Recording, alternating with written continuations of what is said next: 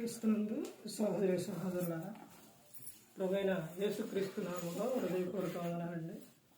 ముందుగా ఎంత మంచి సమయాన్ని ఇచ్చిన తండ్రి అయిన దేవునికి ప్రభువైన క్రీస్తు ద్వారా కృతజ్ఞతాస్తుతులు చెల్లిస్తున్నానండి. అందరూ బాగున్నారండి. వాక్యం చదువుకున్న తర్వాత పాఠంలోనికి వెళదామండి.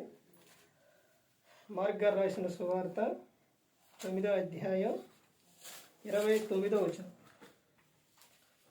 అందుకు ఆయన, ప్రార్థన వలననే కానీ మరి దేని వలనైనా ఈ విధమైనది వదిలిపోవుట అసాధ్యమని వారితో చెప్పాను. ప్రార్థన చేస్తున్నాను. పరలోకమందున్న మా తండ్రి, పరిశుద్ర ప్రేమ గల తండ్రి, గొప్ప తండ్రి, యెహోవా తండ్రి, మీ ప్రియ కుమారుడు యేసుక్రీస్తు ప్రభువారి ద్వారా కృతజ్ఞతాస్తుతులు చెల్లిస్తున్నాము నాయన. కూడికంతట్లో మీరే ముందు నడిపించండి నాయన. వాక్యం బోధించుండగా లోక సంబంధమైన జ్ఞానంతో కాకుండా మీ జ్ఞానంతో మాట్లాడే భాగ్యం దయచేస్తారని మా ప్రభువైన యేసుక్రీస్తు నామమున వేడుకుంటున్నాం తండ్రి. ఆమేన్. ప్రభువైన యేసుక్రీస్తు నామములో హృదయపూర్వక వందనాలండి. దేవుని కుమారుడు యేసుక్రీస్తు ప్రభువారి లోకానికి వచ్చిన తర్వాత పరలోక రాజ్యం సమీపిస్తుంది కనుక మారు మనసు పొందమని ప్రకటింప మొదలుపెట్టారు. అంశం పాఠం పేరు ఏంటంటే ప్రార్థనలో ఉన్న శక్తి. ప్రార్థనలో ఉన్న శక్తి ఏమిటో తెలుసా? ప్రార్థనలోనే ఏముందనంటే శక్తి ఉంది. ఎలాంటి శక్తి ఉందంటే ప్రార్థనలోనే చాలా శక్తి ఉంది. అయితే అందులోని కొన్ని ప్రాముఖ్యమైన విషయాలు, ప్రార్థనలో ఉన్న శక్తి, అందులో ప్రాముఖ్యమైన విషయాలు ఏంటంటే, ఒకటి, ప్రార్థన. మనం ప్రార్థన చేయంగానే, ప్రార్థన అంటే దేవునితో మాట్లాడుకోవడం. మనం ఎప్పుడైతే ప్రార్థన చేస్తామో దేవుడు మనతో మాట్లాడతారు, మన అవసరం తీరుస్తారు. తర్వాత ప్రార్థనలోని ఎలాంటి శక్తి ఉండిద్ది అని అంటే, అపవాది పారిపోవాలన్నా, అపవాదిని జయించాలన్నా అది దేని వలన సాధ్యం అని అంటే ప్రార్థన వలనే సాధ్యం. అపవాది ఒక వ్యక్తిలో నుంచి పోవాలన్నా, లేకపోతే ఈ గృహంలో నుంచి పోవాలన్నా, టార్గెట్ చేయకుండా ఉండాలన్నా ప్రార్థనే సాధ్యం. ఇక్కడ బైబిల్ గ్రంథంలోని ప్రార్థన అనేది ఎంత ప్రాముఖ్యంగా మనకు కనపడుతుంది అంటే, యేసుక్రీస్తు ప్రభువారు ఈ లోకానికి వచ్చిన తర్వాత, అంటే ఆయన ఎక్కడి నుంచి వచ్చారు? పరలోకం నుంచి వచ్చారు. ఈడకు వచ్చిన తర్వాత ఆయన ప్రార్థన చేశారు. యేసుక్రీస్తు ప్రభువారికి ఉన్న అధికారం ఎలాంటిదనంటే, ప్రతి మనిషి పాపాలు క్షమించగలిగిన శక్తి ఆయనకు ఉంది. ఈ లోకం మొత్తానికి అధిపతి ఆయనే. ఈ లోకానికి రాజా ఆయనే. సర్వాధికారం ఉన్న ఆయన. ఆయనకి ఎదురే లేదు అసలు. ఎలాంటి అధికారం ఉంది అని అంటే, ప్రతి ఒక్కరూ కూడా మత్తయి సువార్త 2వ అధ్యాయం ఉంటుంది. ఆయనను పూజించడానికి ఆ రోజున జ్ఞానులు వచ్చారు. ఆయన ఎవరు అని అంటే పూజారకుడు. కొలసీలకు రాసిన పత్రిక 1వ అధ్యాయం 14వ వచనం చూస్తే, సర్వాధికారం ఉన్న ఆయన ఎవరో? యేసుక్రీస్తు ప్రభువారు. ఆది సంభూతుడు ఎవరో? యేసుక్రీస్తు ప్రభువారు. ఆయన పవరు, ఆయన శక్తి ఎలాంటిదంటే, ప్రకటన గ్రంథం 1వ అధ్యాయం చదివితే అక్కడ తెలుస్తుంది ఆయన పవర్ ఏంటో, ఆయన శక్తి ఏంటో. యేసుక్రీస్తు ప్రభువారు అంత అధికారం ఉండి, అంత శక్తి ఉన్న యేసుక్రీస్తు ప్రభువారు ఈ లోకానికి వచ్చిన తర్వాత ఈ లోకంలో ఆయన ప్రార్థన చేశాడు. మార్కు సువార్త 1వ అధ్యాయం 35వ వచనం. ఆయన పెందలకాడనే ఇంకా చాలా చీకటి ఉండగానే బయలుదేరి అరణ్య ప్రదేశానికి వెళ్ళి అక్కడ ప్రార్థన చేశారు. ప్రార్థనలోని అంత శక్తి, ఎలాంటి శక్తి అని అంటే, ఆయన హెబ్రీలు రాసిన పత్రిక 5వ అధ్యాయం 7వ వచనంలో, శరీరధారి అయి ఉన్న దినములలోని మహారోదనతోనూ వేదనతోనూ కన్నీళ్లతోనూ ఆయన ఉన్నందున ఆయన అంగీకరింపబడిను. ఎవరాయనంటే యేసుక్రీస్తు ప్రభువారు. ప్రార్థనలోని ఇంకా ఎంత శక్తి ఉంది అని అంటే, అందులోని ఒక ప్రార్థన ఏంటి అని అంటే చాలా 25 రకాల ప్రార్థనలు ఉన్నాయి. ఎన్ని రకాలండి? 25 రకాలు ప్రార్థనలు ఉన్నాయి. ఇందులోని ఈ 25 రకాలు ప్రార్థనలోని ఒక ప్రార్థన, ప్రాముఖ్యమైన ప్రార్థన ఏది అని అంటే ఎక్కువగా మనకు కనపడేది, ప్రతి ఒక్కరిని కదిలించేది, అపవాదిని పారదోలేది ప్రార్థన ఏది అని అంటే ఉపవాస ప్రార్థన. ఆ ఉపవాస ప్రార్థనలోనే చాలా శక్తి ఉంది. కానీ ఈ రోజున క్రైస్తవుల్లో లేనిది, కనబడింది ఏంటంటే ఈ ప్రార్థన. ఆ ప్రార్థన చేయనీయడం అవ్వాలి, అసలు నిన్ను ఉండనేయడం. ఈ ఉపవాస ప్రార్థనకు వచ్చేసరికి 2 రకాలుగా కనబడింది. అసలు 2 రకాలు కాదు కదా, నిన్ను ఒక రకం కూడా ఉండేయడం. అంటే ఆడు టార్గెట్ చేస్తారండి, అంటే అపవాది ఆపు చేస్తారా అంటే ఆడి పనే అది. నిన్ను దైవికమైన విధానంలో ఆత్మ సంబంధంగా నిన్ను లేకుండా చేయటమే ఆడి పని. నీవు ఇప్పుడు ఎప్పుడైతే నువ్వు ప్రార్థన పెట్టుకోవాలని నీకు ఎప్పుడైతే మాట వస్తే పట్టుకున్నట్టే. ఇప్పుడు ఎక్కడ నుంచి అని అంటే మీకు కొన్ని విషయాలు చెప్తాను, చెప్పిన తర్వాత మనం ఇంకా ముందుకు వెళదాము. ఇప్పుడు యేసుక్రీస్తు ప్రభువారు ఎప్పుడు రావాలి అని అంటే ఇప్పుడు ఆదిలోనే రావాలి. ఎప్పుడు రావాలంటే కయ్యాను, హేబేలు ఆ సమయంలోనే రావాలి యేసుక్రీస్తు ప్రభువారు. అయితే ఆ సమయంలోని రావడానికి ఎవరి నుంచి రావాలంటే యేసుక్రీస్తు ప్రభువారు పరిశుద్ధుడు, నీతిమంతుడు గనుక అలాంటి వ్యక్తి, అలాంటి లక్షణాలు కలిగిన వారిలో రావాలి. ఆ రోజున యేసుక్రీస్తు ప్రభువారు ఎప్పుడై వస్తారు అని ఎప్పుడైతే తండ్రి అయిన దేవుడు ప్రవచనం ఎప్పుడైతే చెప్పారో యెషయా గ్రంథంలోనే ప్రతి ఒక్క స్త్రీ కూడా అనుకొని ఉంటారు కదా, నా గర్భాన కన్యక, నా గర్భాన వాళ్ళు ఎంత జాగ్రత్తగా ఎంత భక్తిగా ఉండి ఉంటారో స్త్రీలు. నా గర్భాన పుడతారు, నా గర్భాన పుడతారు. తర్వాత వ్యక్తులు అబ్రహాము, ఇస్సాకు వీళ్ళందరూ కూడా చాలా మంది ప్రవక్తలు కానీ చాలా మంది కూడా యేసుక్రీస్తు ప్రభువారు ఎలా వస్తారు అంటే యేసుక్రీస్తు ప్రభువారు రావడానికి ఏమి రావిచ్చారంటే పాత నిబంధనలోని నా కుమారుడు వస్తారు, కుమారుడు అని పెట్టారు. ఇదిగో కన్యక గర్భవతి కుమారుని కనును, తర్వాత కుమారుడు వస్తారని చెప్పేసరికి ఎప్పుడు వస్తారా అని ఎదురు చూసిన వారు ఉన్నారు. కానీ ఒక్కడను కూడా ఆయన రావటానికి ఒక్కడను కూడా భూమి మీద ఎవరిని పరిశుద్ధులుగా ఉంచాలి అపవాదిని గురించి ప్రతి ఒక్కరూ కూడా తెలుసుకోవాలి. ఇప్పుడు ప్రార్థన గురించి చెబుతున్నాను. ఎందుకనంటే వాడు చేసే ప్రయత్నము, వాడు చేసే విధానం, వాడు చేసే నిన్ను దారి తప్పించడానికి వాడు చేసే పనులు మీరు గ్రహించకపోతే, తెలుసుకోకపోతే ఆడు ఆ ఎరలో పడిపోతారు. ఆ ఎరలో ఎవరెవరిని పడేస్తారనంటే ప్రాముఖ్యంగా 3 పట్టుకుంటాడు. ఎవరనంటే 1 కుటుంబం, 2 సేవకుడు, 3 సంఘం. ఈ 3 సరిగా లేకపోతే వాడు గెలిచినట్టే. కానీ 3 సరిగా ఉండాలి. ఇప్పుడు ఎప్పటి నుంచి హేబేల్లో నుంచి రావాల్సిన యేసుక్రీస్తు ప్రభువారు అసలు హేబేలే లేకుండా చేసిండు. ఎలా తెలిసిద్దండి మరి అపవాది అంటే? అపవాది టార్గెట్ చేస్తారా అంటే ఎలా తెలుసండి అని అంటే యోబు గ్రంథం 1వ అధ్యాయం చదివితే మీకు అర్థమైంది. పరలోకంలో మీటింగ్ జరిగింది, దూతల సమూహం, అపవాది దూతే జరిగినప్పుడు అపవాది అక్కడికే వెళ్తారు. మీటింగ్కి వెళ్ళిన తర్వాత తండ్రి అయిన దేవుడు అడుగుతారు, అపవాది నువ్వు ఎక్కడి నుంచి వస్తున్నావు అంటే భూమి మీద అటు తిరిగి వస్తున్నాను అని చెప్తాడు. అంటే భూమి మీద అటు తిరుగుతుండవు. మరి వీడు అపవాది ఎక్కడ ఉంటాడండి అంటే శ్మశానంలో ఉంటాడా? ఉండడు. అక్కడేముంది? ఏమీ లేదు. మన్ను అయినది మట్టికి, ఆత్మ దేవుని యొద్దకు వెళ్ళిపోతే అక్కడే ఉంది. ఇంకా అది ఎక్కడానంటే నీ గృహం చుట్టూ, నీ చుట్టూ తిరుగుతూనే ఉంటాడు. మరి ఎక్కడి నుంచి వస్తారండి? పరలోకంలో చూడలేదు. మరి ఎక్కడి నుంచి వస్తారంటే ఎఫెసీయులకు రాసిన పత్రిక 6వ అధ్యాయం 10వ వచనం నుంచి చదివితే కనబడుతుంది. ఆకాశమండలం అందున్న దురాత్మల సమూహం ఆకాశమండలం అక్కడ ఉండి ఆ నుంచి వస్తూ మొత్తాన్ని కూడా ఏం చేస్తాడో టార్గెట్ చేస్తాడు. ఎలాంటి టార్గెట్? ఎవరిని మింగుదనని గద్దించు సింహం వలె తిరుగుతుండం.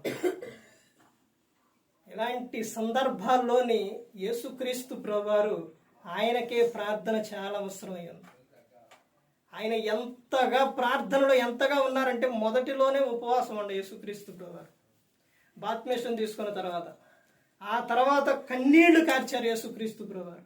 ఆయన యందు భయభక్తులు కలిగి ఉన్నారు.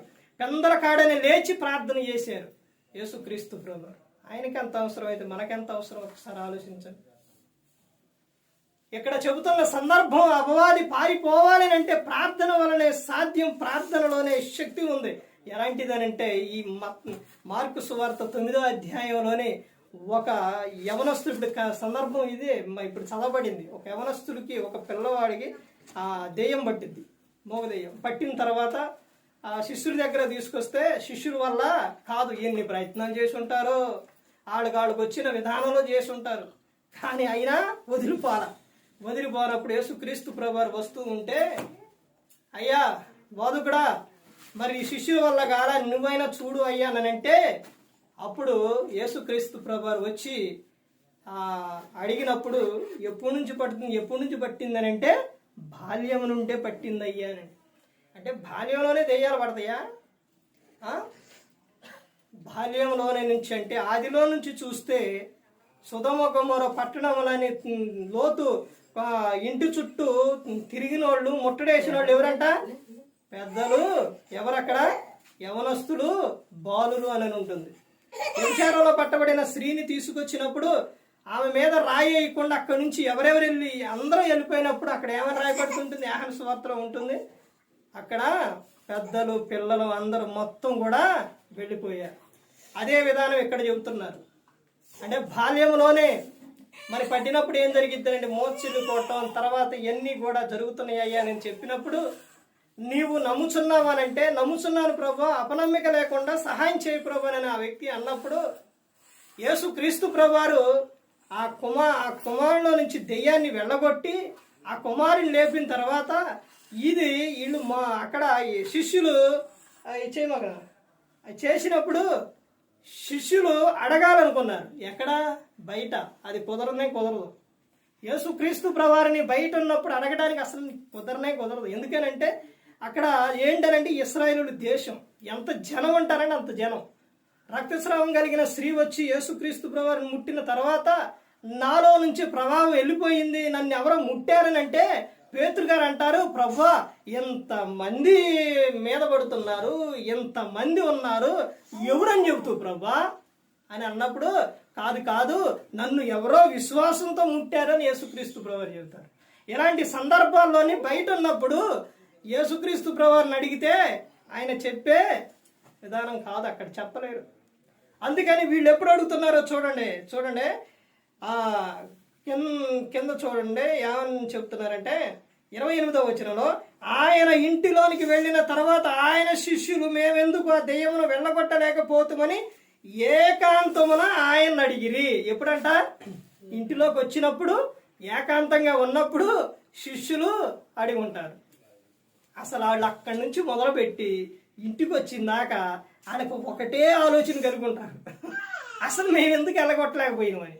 అప్పుడు యేసుక్రీస్తు ప్రభువారు చెబుతున్నారు కదా, అందుకు ఆయన ప్రార్థన వలనే కానీ మరి దేని వలనైనను ఈ విధమైనది వదిలిపోవుట అసాధ్యమని చెప్పెను. అంటే ప్రార్థన వలనే సాధ్యం. ఇంకా దేని వలనని చెబుతున్నారంటే అక్కడ నెంబర్ ఉందండి, కింద చూస్తే ఉపవాస ప్రార్థన వలనే సాధ్యం. అంటే ఉపవాస ప్రార్థనలో శక్తి ఉంది. ఉపవాస ప్రార్థన ఎలాంటిది అంటే 2 విధాలుగా మనకు కనపడుతుంది.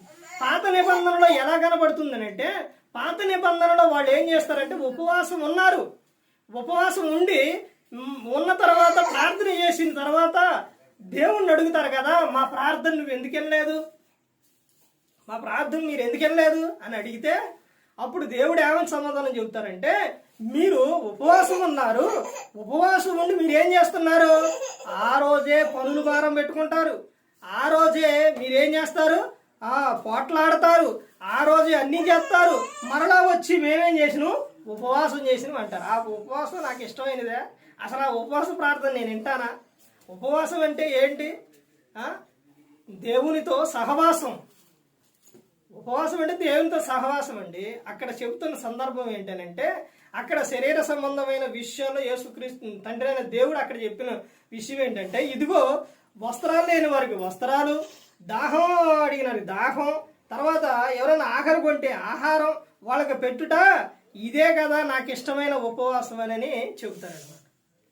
మరి ఆత్మ సంబంధమైన ఉపవాసం ఏది అని చెబుతారనంటే, కొత్త నిబంధనకు వచ్చేసరికి ఇదిగో నువ్వు ఉపవాసం ఉన్నప్పుడు నువ్వు స్నానం చేసి తలంటుకొని నీ గదిలోకి వచ్చి తలుపు వేసుకొని నువ్వు ఉపవాసం ఉండాలి అని చెబుతారండి. మత్తయి సువార్తలో ఉంటుంది. ఈ విధంగా నువ్వు ఈ విధంగా చెయ్యాలి. అలా చేస్తేనే నీలో ఏం జరుగుతుందనంటే శక్తి, ఎలాంటి శక్తి నువ్వు పొందుకుంటావనంటే దేవుని నుంచి వచ్చే ఒక శక్తి, నువ్వు అపవాదిని ఎదిరించే శక్తి నీలో ఉంటుందన్నమాట. ప్రార్థన వలనే సాధ్యం. ప్రార్థనలోని చాలా ప్రయోజనాలు ఉన్నాయి. యోబు నిత్యం పిల్లల నిమిత్తం దహన బలులు అర్పించింది. ఎందుకంటే వాళ్ళు ఏమన్నా దేవుణ్ణి దూషించారేమోనని ప్రార్థన చేశారు. స్త్రీ రేయి మొదటి జామున లేచి ప్రార్థన చేయాలి. ఎలాగంటే రేయి మొదటి జామున లేచి నీళ్లు కుమ్మరించినట్టు కుమ్మరించు అని ఉంటుంది. అంటే ఎందుకనంటే అక్కడ నీ పిల్లలు మూర్ఛిల్లిపోకుండానట్లు వారి చుట్టూ ఏముంటుంది? కంచె ఉంటుంది, ప్రార్థన కంచె. ప్రార్థన పిల్లలకు కానీ పెద్దలకు కానీ ప్రతి ఒక్కరికి కూడా అది కంచెలాగా ఉంటుంది. తర్వాత అది అందులోని శక్తి ఉంది. ప్రార్థనలోని ఎంత శక్తి ఉంది అనంటే, నీవు కన్నీటితోని ప్రార్థన చేసినప్పుడు, బైబిల్ గ్రంథంలో కన్నీటి ప్రార్థనలు ఉన్నాయి. ఎన్ని ప్రార్థనలు? 25 రకాల ప్రార్థనలు ఉన్నాయి. ఏకాంత ప్రార్థన ఉంది, తర్వాత గోజాడే ప్రార్థన ఉంది, నిత్యం చేసే ప్రార్థన ఉంది, ఉపవాస ప్రార్థన ఉంది, తర్వాత ఏకీభవించి చేసే ప్రార్థన ఉంది. చాలా ప్రార్థనలు ఉన్నాయండి. ఇన్ని విధాలుగా ఇవన్నీ ఏంటి అనంటే, ఇలా చేయటం ఇదంతా ఏంటి అని అంటే, నువ్వు దేవునితోని సహవాసం, దేవునితోని ఇంకా నీవు ఎలా ఉంటే నీ ఆత్మీయ జీవితాన్ని కాపాడుకోడు. ప్రతిదినం కూడా అపవాది ఏం చేస్తారనంటే, నిన్ను ఏదో విషయాల్లో దారి తప్పించాలనే తిరుగుతుంటాడు. ఎలా తిరుగుతాడనంటే అసలు ఒక్క నిమిషం కూడా వాడు ఖాళీగా ఉండడు. ఇప్పుడు దావీదు గారి గురించి చూస్తే ఎంత భక్తి కొండండి దావీదు గారు. ఎంత భక్తి కొండ, చిన్న వయసులో నుంచే ఎంతో భక్తి కొండ. 23వ కీర్తన ఎప్పుడైనా చదివారా?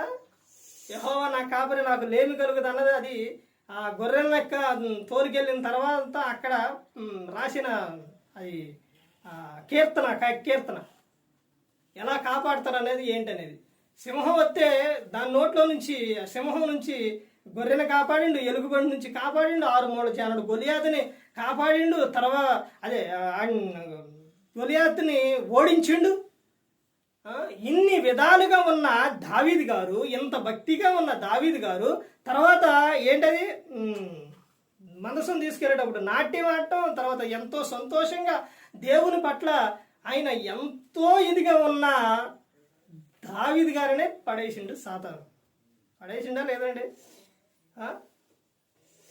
అసలు ఏ విధంగా చూసారా? ఒక్క చూపుతోనే పాపంలో పడేసేసిండు. అంత ఇదిగా ఉన్నాయనే అన్నిటికీ ప్రతి ఒక్కసారి కూడా మొత్తం దేవుడే దావీదు గారికి. చూసారండి సంసోను గారి పరిస్థితి ఏంటండి? పదవ సింహాన్ని చీల్చేసిండు. మరి ఫిలిస్తీన్ని ఎంతమంది 1000 మందిని గాడిద దవడ ఎముక తీసుకొని చంపేసిండు.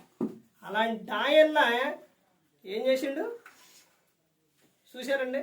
అంటే ఇవన్నీ ఎందుకు చెబుతున్నారనంటే, వాడు నిత్యము కూడా టార్గెట్ చేస్తారు. అయితే వాడికి అవకాశం ఇవ్వకుండా ఉండాలి అనంటే, అపవాదికి నువ్వు అవకాశం ఇవ్వకుండా ఉండాలి అనంటే, నువ్వు నిత్యం ఏం చేయాలంటే దేవునితో సహవాసం కలిగి ఉండాలి, ప్రార్థన ఉండాలి, నీలో వాక్యం ఉండాలి, మంచి ప్రవర్తన ఉండాలి.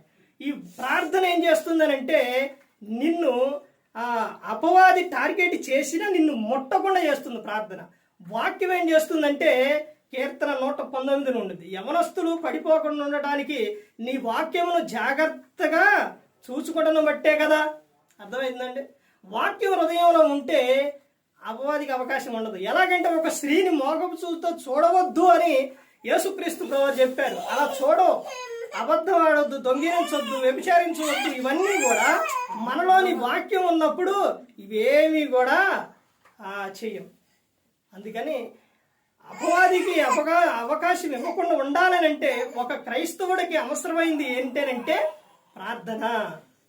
ఒక పక్షికి 2 రెక్కలుంటే ఎలాగైతే ఎగురుతాయో ఒక క్రైస్తవుని ఆత్మీయ జీవితం కూడా ఫలించాలి అనంటే, ఎగరాలి అనంటే ఒక పక్క వాక్యం ఉండాలి, ఒక పక్క ప్రార్థన ఉండాలి. ఈ 2 కూడా పక్షికి 2 రెక్కలు ఎలాగో క్రైస్తవులకు కూడా అలాగే ఉండాలి. నిత్యం కూడా నువ్వు చేయవలసింది ఏంటనంటే నిత్యం నువ్వు ప్రార్థన చేయాలి, నిత్యం నువ్వు వాక్యాన్ని చదవాలి. అర్థమైందండి? ఇవి మానకూడదు. ఇవి గాన నువ్వు మానావో ఆడు వచ్చేస్తాం. అర్థమవుతుందండి? క్రైస్తవుడనంటే ప్రతిదినము కూడా ఇంత చెప్పాను కంటే ఎఫెసీయులకు రాసిన పత్రిక 6వ అధ్యాయం 10వ వచనం నుంచి యుద్ధం. మనం ఎక్కడున్నామంటే యుద్ధ భూమిలో ఉన్నాం. యుద్ధంలో దిగినప్పుడు యుద్ధం చెయ్యాలి. యుద్ధం చేయకుండా ఎటు నుంచున్నా, ఎటు చేతులు పెట్టుకొని నుంచున్నా జరిగింది ఏం జరిగింది? ఆడు వచ్చి ఒక కేటు వేసేస్తాం. అర్థమైందండి? అది యుద్ధంలో దిగిన తర్వాత ఇక అసలు నువ్వు ఏమీ లేదు, ఇక తిప్పుతూనే ఉండాలి, యుద్ధం చేస్తూనే ఉండాలి. అలాగే ఈ లోకంలో కూడా అంతేనండి. లోకంలో మనం ఉన్నంత కాలం ప్రార్థన చేస్తూనే ఉండాలి, వాక్యం చదువుతూనే ఉండాలి, ధ్యానిస్తూనే ఉండాలి.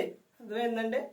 క్రీస్తులోనికి వచ్చిన తర్వాత ఇక ప్రతి దినము కూడా మనకు దేవునితో సహవాసం కలిగే ఉండాలి. ఒక సమయం పెట్టుకో, లేకపోతే ఒక సమయం కాకపోయినా దేవునికి నువ్వు ఉదయం లేకంగానే మధ్యాహ్నం సాయంత్రం వాక్యం నీ సమయం దొరికినప్పుడల్లా ప్రార్థన చేయటం, వాక్యం చదవటం ఇలాగే చేస్తూనే ఉండాలి. దేవునితో ప్రతిదినం మాట్లాడుతూనే ఉండాలి, మాట్లాడుకుంటూనే ఉండాలి. ప్రతి దినం ఎప్పుడు కూడా ఎప్పుడు సమయం దొరికితే అప్పుడు నువ్వు దేవునితో మాట్లాడుతూనే ఉండాలి. దేవుడు ఏమన్నా లేకపోతే నువ్వు ఒక వ్యక్తితో మాట్లాడినావు అనుకోండి, లేకపోతే మళ్ళీ మాట్లాడినావు అనుకోండి, మళ్ళీ కాసేపు అయిన తర్వాత మాట్లాడినావు అనుకోండి, బద్దా అని విసిగించుకోవచ్చు, విసిగించుకుంటారేమో. దేవుడు అట్టు విసిగించుకోడండి. నువ్వు ఎన్నిసార్లు మాట్లాడితే అన్నిసార్లు ఆయన మాట్లాడతారు. అర్థమైందండి? దేవుడు ప్రేమ కలిగిన ఆయన, ఎవరిని విడిచిపెట్టరు, అందరినీ కాపాడుతున్నారు. ఆయనతో సహవాసం కలిగి ఉంటే, ఆయనతో మాట్లాడుకుంటే అసలు ఎంత అద్భుతం అండి. ఒక్కసారి ఆలోచించండి. ఎవరైనా ఒక అధికారి వచ్చి పక్కన నుంచున్నా, లేకపోతే ఒక గృహానికి వచ్చినా, ఎక్కడికన్నా వచ్చినా దగ్గరికి వెళ్ళిన తర్వాత ఇటు రావని మనం పిలిస్తే అయ్యది నన్ను పిలిచారు, నన్ను జత వేసుకున్నారు, నాతో మాట్లాడారని ఎంతోమంది పొంగిపోయేవాళ్ళు ఉన్నారు. అర్థమైందండి? మరి నువ్వు సృష్టికర్తతోనే మాట్లాడుతున్నావు, సృష్టికర్త దగ్గరకు వచ్చావు. అర్థమైందండి? ఈ సృష్టిని మొత్తాన్ని చేసిన ఆయన, పాలించే ఆయనతో పాటు ఉండడం అంటే ఒకసారి ఆలోచించండి. ఆయనే మన పిలుచుకొని మన దగ్గర మనడనే హత్తుకుంటున్నారు. కానీ ప్రతి ఒక్కరు గమనించుకోవాలి, ప్రార్థనలోని ఎలాంటి శక్తి ఉందనంటే ప్రార్థనలోనే అపవాదిని ఎదిరించగలవు. ప్రార్థనలు చేసినప్పుడు నీ ప్రతి అవసరం కూడా దేవుడు తీరుస్తారు. ప్రార్థనలోనే శక్తి ఉంది, ప్రార్థనలోనే ఏదైనా కానీ జరుగుతుంది. ప్రార్థన ద్వారానే చాలా బైబిల్ గ్రంథంలో ప్రార్థన గురించి చాలా విషయాలు ఉన్నాయి. ఎస్తేరు ఏం చేసిందండి? తన రాజ్యాన్ని కాపాడుకోవడానికి ఆమె ఏం చేసింది? ఉపవాస ప్రార్థన సాటించి ఆ దేశాన్ని ఆమె ఏం చేసింది? కాపాడింది ప్రార్థన ద్వారానే. యోనా విషయంలో జరిగిన విషయం ఏంటంటే, యోనా 3వ అధ్యాయంలో ప్రకటన చేసినప్పుడు వాళ్ళందరూ కూడా ఉపవాస దినం చాటించి మొత్తం కూడా ఏం చేశారండి? ఏమీ తినకుండా గోనె పట్టా కట్టుకొని బూడిదలో కూర్చున్నారు. అంటే గోనె పట్టా కట్టుకొని బూడిదలో కూర్చోవడం అంటే తగ్గింపది. వాళ్ళంతా ఏం చేశారు? ప్రార్థన. అందుకని ప్రార్థనలోనే శక్తి ఉంది. విడవకుండా నిత్యం కూడా నువ్వు ఏ విధంగా కలిగితే ఆ విధంగా, నువ్వు అంటే నీ 25 రకాల ప్రార్థనలోని నువ్వు గోచాడే ప్రార్థన కానీ, నిత్యం చేసే ప్రార్థన కానీ, ఏకీభవించే ప్రార్థన కానీ, ఏ ప్రార్థన పడితే ఆ ప్రార్థన, నువ్వు ఉపవాస ప్రార్థన కానీ ఏది చేసినా కానీ అది నీకు దీవెన, ఆశీర్వాదకరం. అందుకని ప్రతి ఒక్కరు గమనించుకోవాలి. ఏ ఒక్కరు కూడా నశించి నరకానికి వెళ్ళిపోకూడదని యేసుక్రీస్తు ప్రభువు ఈ లోకానికి వచ్చి మనందరి కోసం శిలువలో తన ప్రాణాన్ని పెట్టి ఉన్నారు. మరి ఈ విధంగా నిలబెట్టి మాట్లాడించిన తండ్రైన దేవునికి కృతజ్ఞతాస్తుతులు చెల్లిస్తూ, ఇంతవరకు శ్రద్ధగా ఉన్న మీకు ప్రభు పేట నా హృదయపూర్వక వందనాలు చెల్లిస్తూ ఈ మాటలు ముగిస్తున్న అందరికీ వందనాలు.